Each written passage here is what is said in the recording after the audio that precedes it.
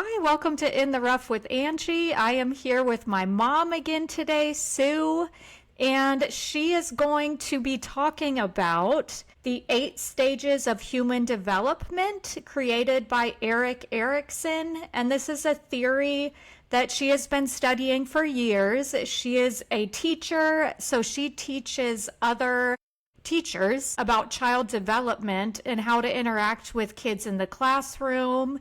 And I've noticed learning from her over the years just on this topic that it helps me as a parent. I have an 8-year-old daughter, so it helps me with her. It helps me personally to kind of think about what stage I'm at right now in my life. So that's our goal today is to, with back to school around the corner, my daughter actually starts in a week. So our goal is to really help parents, help teachers, and then help yourself to identify what's going on in these different stages. So this is my mom, Sue.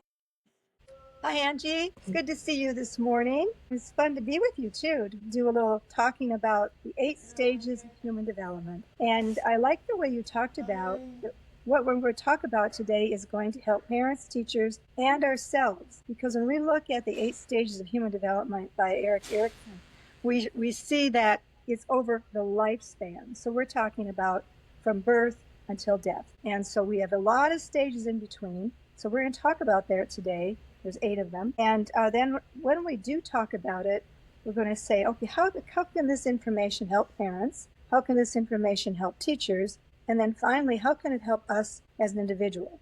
Because all of us who are on this podcast today, viewing it, or Angie and I listening, of course, we're in different stages. And so your stage is probably going to be coming up, the ones I'm going to talk about. And the other stages you've passed through in childhood. So let's talk about these this morning. And the first stage is trust versus mistrust. Now, this is an age range of 0 to 18 months. And this is the main activity that's happening at this time is to help the child feel comfortable by they're getting their food, their cries are being answered. You know, they're able to trust that when they cry, someone is coming. And that is so important because that helps them develop that trust and believe that the world is a safe and predictable place. That's key word, predictable.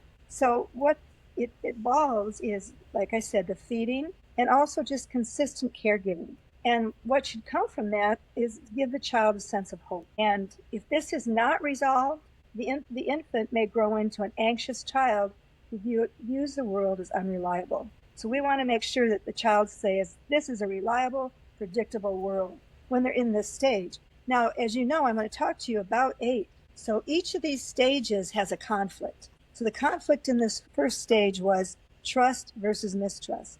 So you're going to begin to see that as we go through these 8 stages, there's a positive side, there's a negative side. You want to keep that child on the positive side as much as you can throughout childhood so that they can enter into adulthood with this positive child growth background.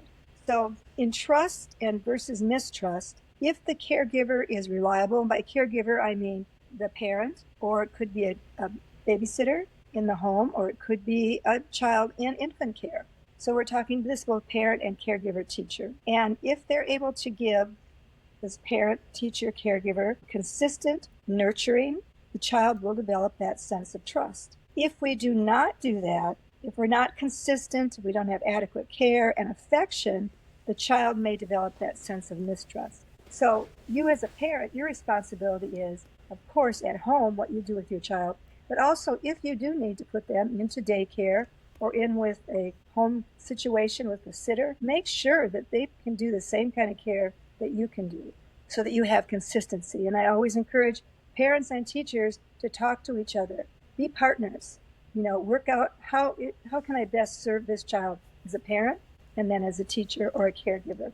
So if you are able to foster trust in an infant, here's what happens. It helps you are responding to that child's crying and their needs. You're making eye contact. That's important. A person's face, the child is one of the most things they're interested in looking at is a face, and particularly your face or a consistent person in their life. That's the face they really want to see. Seeing that again and again and again is predictability. is making that child feel safe. You want to have predictable routines. So even though you may feel, oh, I can sleep in this morning, still have a predictable routine, the same routine with your child every day, because they have to see how routines work. You're teaching them about the world in your very first few months with them. That skin-to-skin contact. I know when my daughters had their children, it was so important that right after delivery, that baby was laid on their chest and just have that skin-to-skin contact. And then, that they have the privacy to do that. So we as grandparents would wait, because the parent needed to and the child needed to bond. So before we can hold it. But it's important that we have that parent has that skin-to-skin contact. And then when they are able to start moving around a little bit, or you have them look at things, it's a safe environment. Safety is key. You always want to make sure that anywhere you have your child, that they're on a bed, they're not going to roll off. If they're on the floor, they're not going to, when they start crawling, get into something or even creeping. So all those things are really important. Let's go to the next stage. That was trust versus mistrust. Now we're going to step up to 18 months and 3 years. Angie, before we do that, did you have any example of something that you witnessed as a mother, a young mother in that infant stage to your daughter? Yeah, so when Abby was born, my daughter's 8 now, we brought her home from the hospital and we had a bassinet for her. And we also had something called a dock-a-tot, which goes in the bed so they can sleep right next to you safely. They can't roll over. You can't really roll over on them.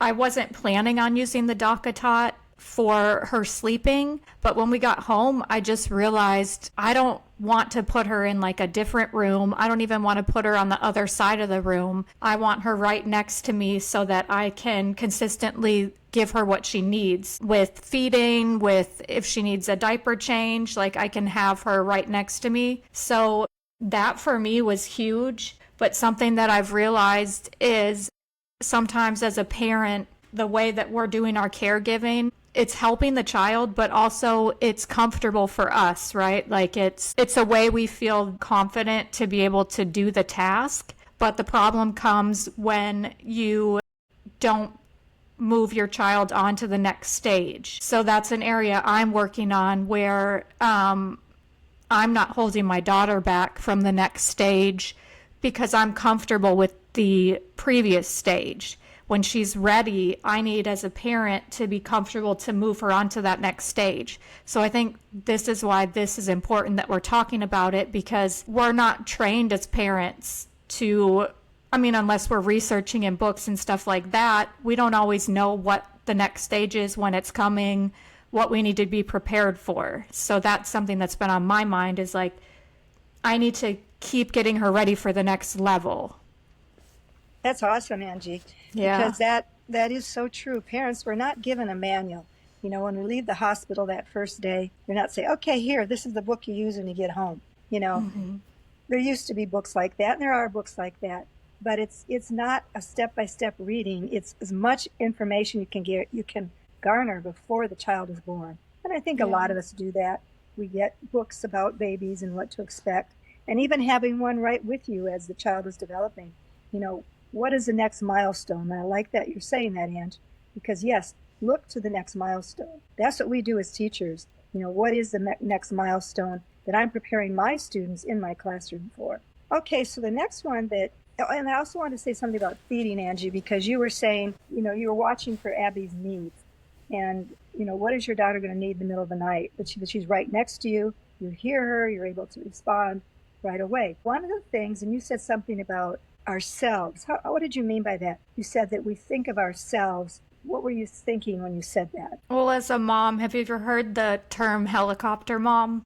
Yes, I have. Sometimes I feel like I'm that, where I'm overprotective. So sometimes when we're overprotective, it's because it's making us feel safer as a parent to be that way. But it's not really giving our kids an opportunity to grow and move forward. So what I'm saying is I noticed that about myself. So I'm working through that now to let her move on to these next stages and not make it so much about my fear or what makes me comfortable, but making sure she's entering into these next stages safely, right? Without me being a helicopter mom. That's good. That's good. Yeah. I understand that. So also too, I was thinking of the feeding. when we think of the child, we're going to bring that child to us and we're going to hold them and feed them.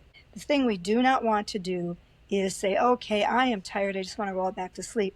And then we prop the bottle for them to drink the bottle. No, they need to be held by us. That's part of this developing the trust. Mm-hmm. And you're giving them, making them feel safe. You're bringing them into you. And the other thing is, I told you they like to look at our faces.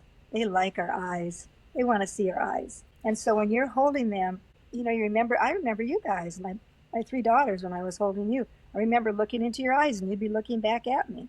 That's you're establishing a bond when you do that. It's very important. So I wanted to get that in there about feeding. Do not prop a bottle up with a little blanket or something. We got to hold those babies because we're working on trust. Yeah. And I think as you listen to these 8 stages, Angie, and I know you've known them because you reviewed it for us to talk today, but always keep what is the positive side and what am I doing as a parent in these beginning stages to make sure that I'm really going to develop that positive side of that stage. Okay. Yeah. So the next stage is stage 2, and that's 18 months to 3 years. So this is the autonomy versus shame stage. These are the preschool years, Angie. These are really cool years. Yeah. And, what are they doing now at this age? They're toddlers.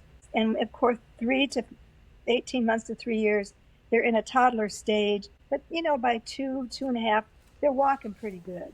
Kind of crawling. They're probably running too, in the house or whatever. But they're starting to explore now. That's huge to them. And they need to assert their independence. So the big thing that we're developing now in this early preschool, you might say, 18 months to 3 years, what we develop here as teachers is in the toddler classroom, we're working on independence, helping them learn to do things independently. We show them routines in our classroom. If they want some water, and we have a little water dispenser, maybe with a filter, or showing them how they can turn on the spigot to get some water. That's good. You want to show them do as many routines as they can do. And that's me as a teacher when I was in that, and I was in that age group with teaching in Montessori school. I taught 18 months to 3 years. And everything we did was to teach independence.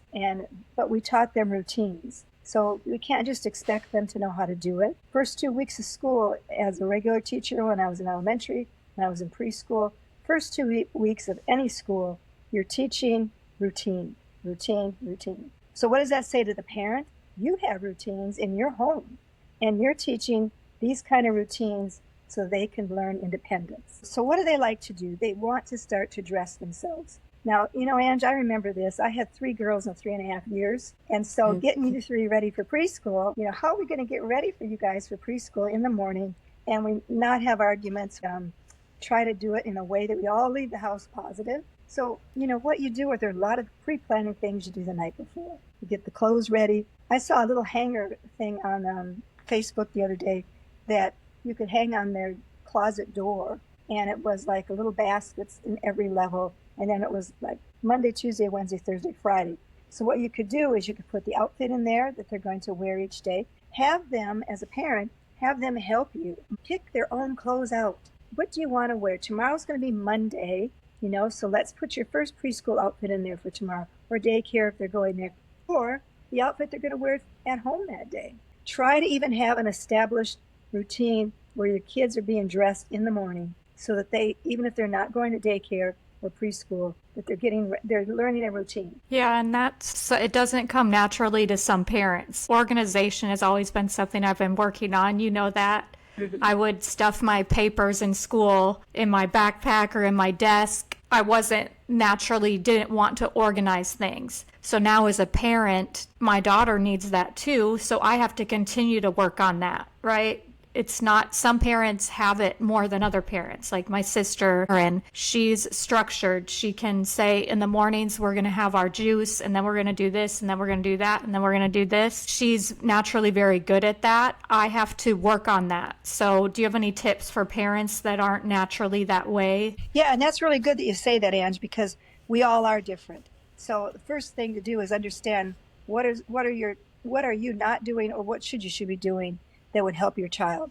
And maybe look at that first. And if organization is something, well, then think about products that you can use or systems that you can use. And For example, when I talked about that hanger that you could put on your closet door of your child's room, Yeah, that's a good idea. like it was actually like a little pull-out drawer. It was all a hard plastic kind of thing, soft hard plastic. You pull out the drawer and it has already labeled Monday on the outside. You then go down to Tuesday. So something like that, something that's going to visually organize you and visually organize the child, but you stay with that routine, you know, you stay consistent with it. And that's going to be the same thing for an early childhood teacher, that the children know that this particular item is going to be here. And when I need it, that's where I come to get it. If I need a tissue, I know where to go for tissues. If I need a drink, I know where to go for my water. So I think routines, but you find products or systems. And how do you find systems? You know, there's so many books, but there's also so many, I don't know if people watch Facebook much anymore, but even there's Facebook groups, probably groups on other software applications as well that you could join that talk about just those things. How do we become organized?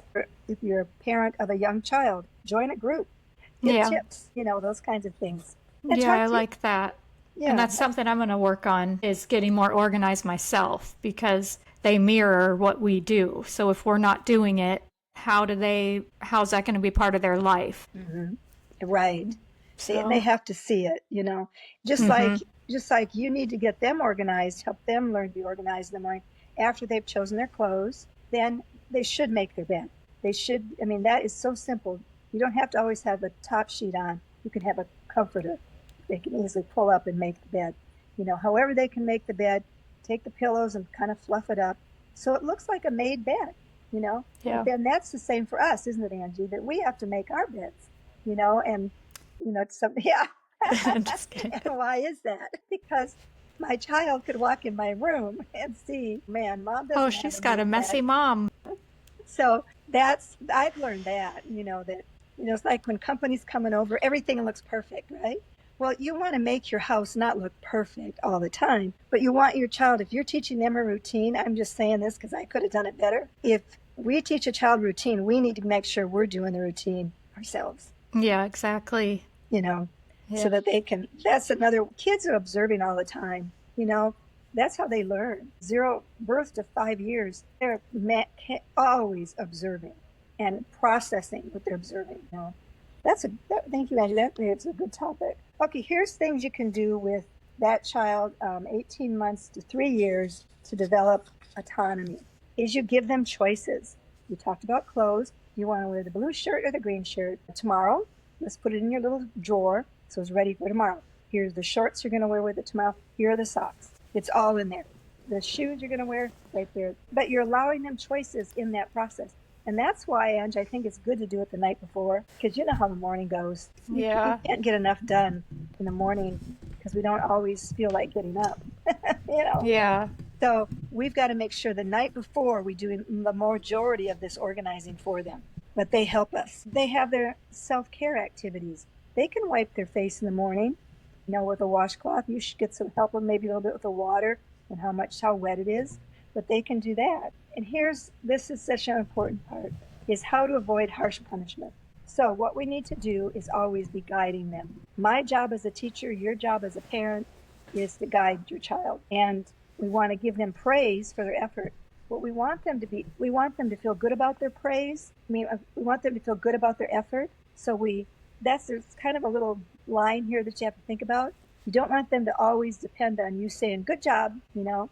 What you want them to say to themselves is, I did it, you know. So you watch that encouraging, but do encourage, but be careful that you want to make sure that they're intrinsically, inside of them, they are feeling good about what they accomplished. You want to reassure them that after they make mistakes, that is all part of learning. And, you know, when they spill the milk on the table, you know, we can't react like, oh, wow, you know. No, what we have to do is just be calm, you know, and just, okay. And because already they're kind of upset. Should we do that with our husbands too? Sure. So, you know, you're going to wipe it up quick. You know, you're going to, I'm not going to even talk about it, you know, deal with it and move on. But let kids know that, man, we all make mistakes. Angie, you know, I'm still making mistakes and I try to correct them as quick as I can. But we've got to forgive ourselves when we as adults make mistakes, think about how not to do that again. But then we need kids to say, okay, I made that, but I'm learning. I learned something there today. Maybe they had the milk. Isn't that so true? When we get together with our family, we've got all the kids at one table, and sometimes someone's juice or whatever the drink is for that lunch at the kids' table is right at the edge. And you and I, as a parent, we know that thing could go like this, right? They could go like that with their hand, and there goes everything on the floor of the table.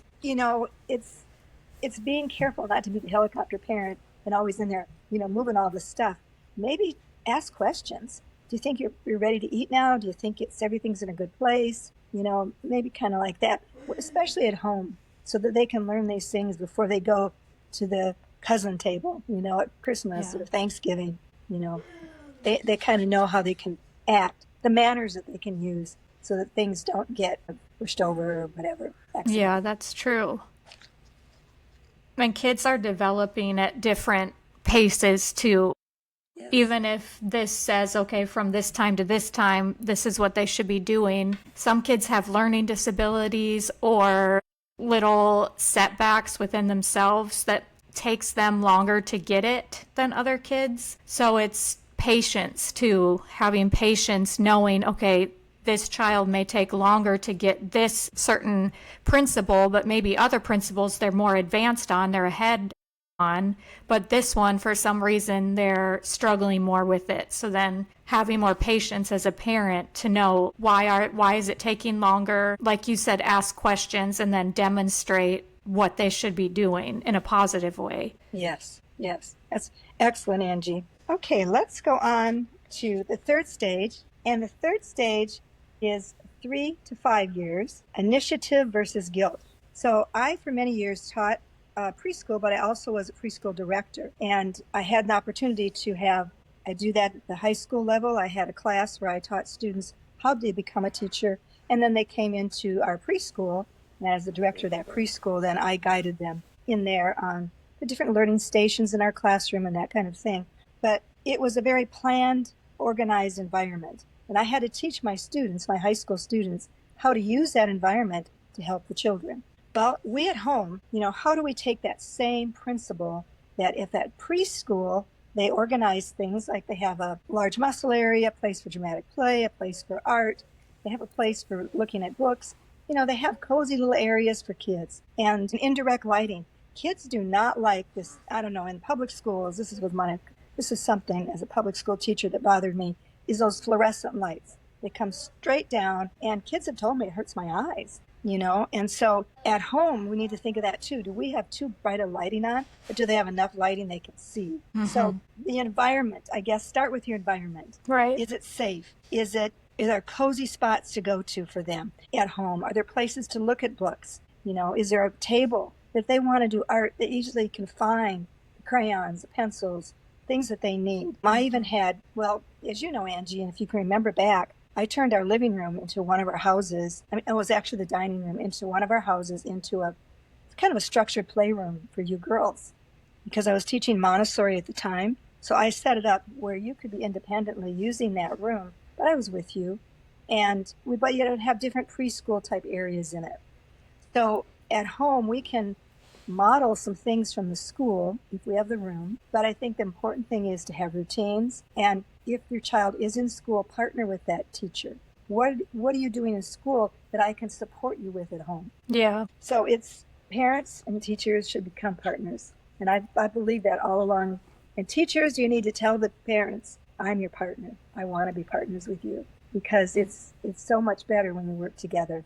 So if this stage, what they're trying to do is they're trying out new roles, they're trying out new ways of exploring, and they're trying to do new activities together. Well, for 3 to 5 years, it's a little bit of the age range, right? You've got that 3-year-old in there. It's kind of young. I had in all my preschools, 3 to 5s were in the same classroom. So that means I had to have activities for the younger child and I had to have activities for the older child. But I would show them how to do those activities. And that comes from my Montessori training.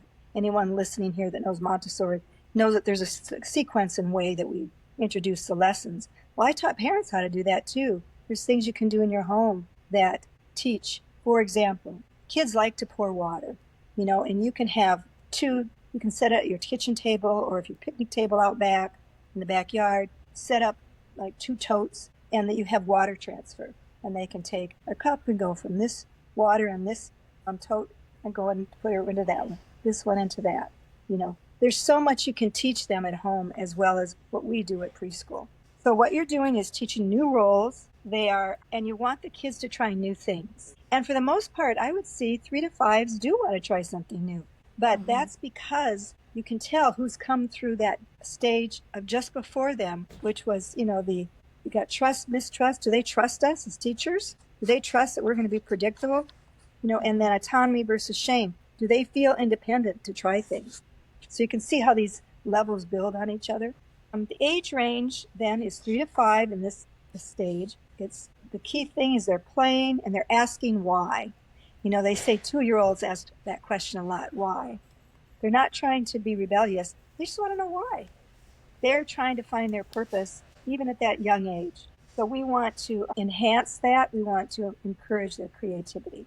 Do you have any examples from that stage for preschoolers, Ange? Yeah, I'm still thinking about the organization thing. So Jimmy, I think he talked to you about this too. There's an app that he got me on that he's also on that helps us organize our day. So because I'm not naturally somebody that wants to be organized, having something to tell me, okay, today you plan to do this, this, this, and this.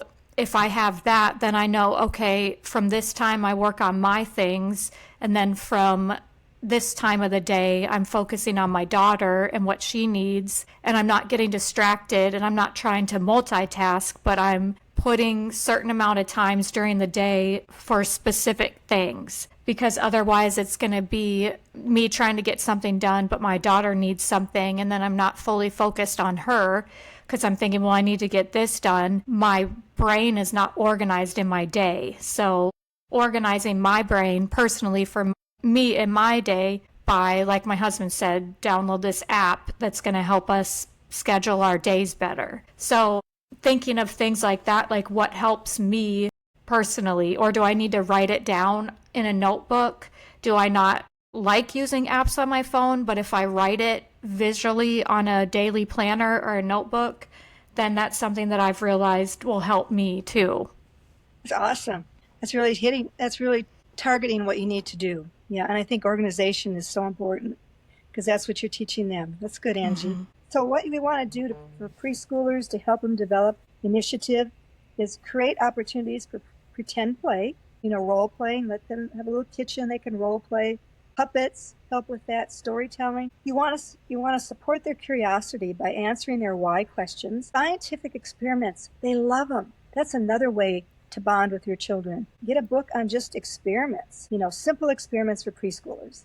Of course, the sink and float is a traditional one, but we can think of so many. I've done things with volcanoes.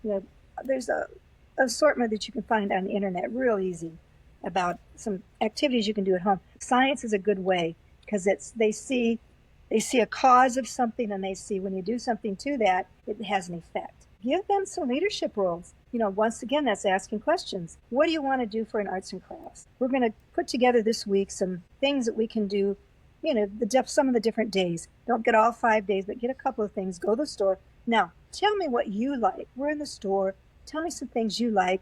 We got a budget. We're going to frugal with our money, but what would you like us to do for crafts? They can come up with the greatest ideas, and together we pick it out and come up and do it at home. Yeah, and let them know what to expect. Don't just wing it. That's what I tend to do, right? But no, they need to know what to expect when they're going into different situations, because then that will help them, I don't know what the word is, know how to navigate the situation. That's good, Ange. Yes, that's right. So you're helping them do that. And then you want to encourage problem solving. So that's what I like about working together on a craft, is they help you decide what you're going to put together to make the craft. And it could be, we did with Abby and her cousins, who are all in the same age, we did an activity where we created diagrammas, and meaning that we bought those tiny little people like at the dollar store, and we bought some of the little trees and things that went with it and tables and stuff. And then we took cardboard boxes, and I had them paint the outside, put in a door, and then they decorated inside the house and then put these little dolls and little people in there and created rooms, like that's what we're doing now in Roblox, right? That's what the kids like. I just created this whole house in Roblox. Well, here they can do it hands-on. I guess when I'm now saying that, I want to say, don't do everything digital. Do things a lot, if you can, hands-on. Yeah, that's true. Let me touch it. Let me feel it. I can create it in my mind's eye, and I can create it in that digital platform, but can you create it at home in a setting where you've picked up items, physical items to do? And then use things from outside too.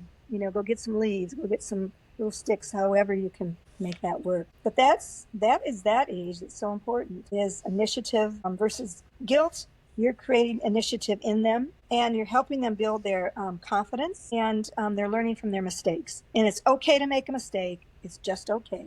You're learning from it. And you can use always an example. I'm still learning. When I make peanut butter cookies, sometimes I don't follow recipe, Angie. I put, that's enough peanut butter, that's enough brown sugar, that's enough vanilla, that's enough white sugar, and stir it up, and then open up a bag of cut chocolate chips and pour it in. I don't, but I've done enough chocolate chip cookies. I know how to do that.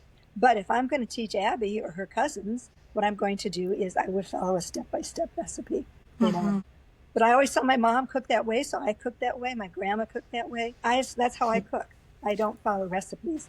You just tell me what's in it, and I'll figure it out. That's good. So, okay. You want to go to the next stage, Angie Lou? Sure. Okay, that stage is industry versus inferiority. And I apologize to your audience. I do have allergies, and I've taken an allergy pill, but I'm in the North Woods right now. Yeah, you're in Wisconsin, which has some allergy stuff out there. Okay, stage 4 is industry versus inferiority, and this is age 5 to 12. And here, children are entering school. They are comparing their abilities to their friends, the others in their classroom, and they're learning how to demonstrate their competencies. Now, they need a lot of support from teachers and a lot of support from parents, because what you want them to develop is industry. You want them to have confidence in their skills, confidence. So if you as a parent in that preceding stage, in the preschool years, you were doing projects with them at home, they're learning confidence at home with you, as well as at school, they're learning confidence. Yeah. So now they're going into elementary school. So we're talking, this kindergarten to 5th grade is what we're talking here. So what are the key things? Key things in these years would be schoolwork, peer comparisons, skill building, relationship building, and they're learning competence. And if they do not, this is the negative part of these conflicts. If they do not develop a sense of confidence or competence, they come to this stage with inferiority, and they hang on to that inferiority. And I've seen that in kids. They did not do well in kindergarten, in 1st grade. It never really worked for them. Part of it is you don't know what their own behavior is. You don't know if they have something that's keeping them from learning. So that's why early on in the 1st grade, kindergarten years, we're looking at, are there any concerns that we might have why this child may or may not be absorbing the information, may not be moving forward in their academics or their social skills. And so we're looking for that as kindergarten, 1st grade, 2nd grade teachers. We want them to have a lasting ability of confidence. And so what we do in the public school is, if I'm a 1st grade teacher, I talk to the kindergarten teacher from who had them last year, and I find out, what can these kids do? I also have a comp file that I go to, a cumulative file, that we have a room that's actually cumulative files. And we go in there as teachers, and we are able to look at the file. What did they do in kindergarten? Okay, are there any preschool records in here? So you are learning the child. That's important for teachers, learn the child. So as parents, we need to help the teacher learn the child. Tell them how they work on things at home. Tell them things you're working on. Tell them the passion you've seen for children about something, like reptiles, or some kind of snake. Hognose snake, is that it, Ange? Yeah. Tell them they know some cool stuff. And kids do when they, find out their passion. Like one of the children in our family, it was dinosaurs. He loved dinosaurs. And you could ask him anything about dinosaurs in the preschool early grades, and he could tell you about them. So we need to respect that as teachers. This child is coming to us with some experience and some knowledge. So you as a parent can help your child's teacher, know more about your child, and sharing that. And really, I welcome to hear that as a teacher. So don't tell it succinctly, don't go on and on and on as a parent, but tell them succinctly, this is what I've observed, and man, that partnership really can start, you and that teacher together, building a good year for that child. So that's what we're trying to do in that stage, is help them develop industry, to be able to have a good relationship with their children, to build their life skills, problem solving, teamwork, cooperation. We do all that in the classroom in the elementary years. We work in teams, we work in groups, and we help them understand sometimes you're going to have a failure. That's okay. That's one of the ways we learn. Any comments that you've seen in that age group, Ange? Well, I was just thinking when you were talking about that with back to school, so meet the teacher, when the parents are meeting the teacher to start, what they've done for us with the school that my daughter's at is they'll have a sheet of paper with questions on it for the parent, like what are you looking to improve for your child this year, or what is your child good at, what do they might need extra assistance in.